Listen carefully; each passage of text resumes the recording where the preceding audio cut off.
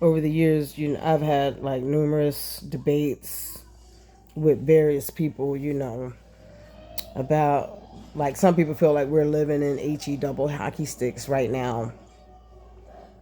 My argument would be, yeah, but there's still HE double hockey sticks down there if we don't, do the things we're supposed to do up here. There's still a down there, no matter how bad you think it is up here on Earth. And they would argue like, nah, like some people think, we're just going to oblivion. You like the same way you didn't know anything or you don't remember anything before you were born, for example.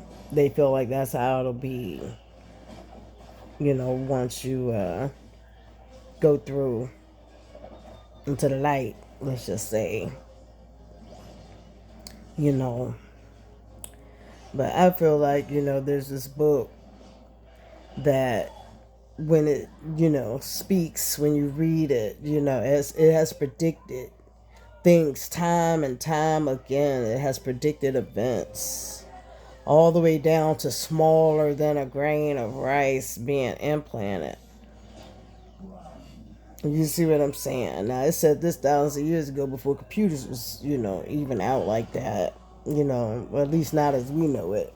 I don't know about no underground spaceship stuff. I see videos and stuff. That stuff seemed more like, science fiction and fantasy, but it don't seem totally impossible. Who knows what was going on back then? You know what I'm saying? Uh, except for the things that were written. And I feel like, we compare the things that were written and the things that speak to us, we gravitate to. We, me, you might believe in your encyclopedias way more. Like I heard somebody was saying, like, they believe in science, like more than the Bible. My argument with science changes, though. Pluto was part of our solar system, all the way up, I guess, like, to the late 90s or something. Now all of a sudden it's the back end of another whole solar system. You see, it changes. Even though it might have some right or whatever, but it's not consistent, I guess basically would be my argument. But anyway, back to the lecture at hand is that, there is, according to scripture, a fiery place. There was this, guy named Lazarus or something, and he was like super poor and like I guess gross to look at. And like, people didn't want him around. I think he was leprous or something. But anyway, long story short, there was like a king or something. He died. And, he thought Lazarus was disgusting. And then Lazarus died.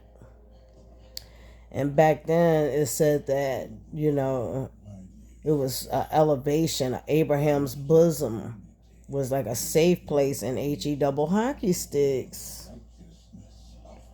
And said that the king that was, mean to the guy Lazarus was begging, please let Lazarus just put one drop of water with his finger. Remember how disgusting he thought he was on the earth, but now they're in this, place. They both them pass into the light. They're in this place, and the guy's like, please let Lazarus put one drop of water on my tongue. So I feel like these are testimonies, testaments that, even though we might not understand it all, it's still making a reference that can't be ignored or denied for real. I mean, you can if you want to.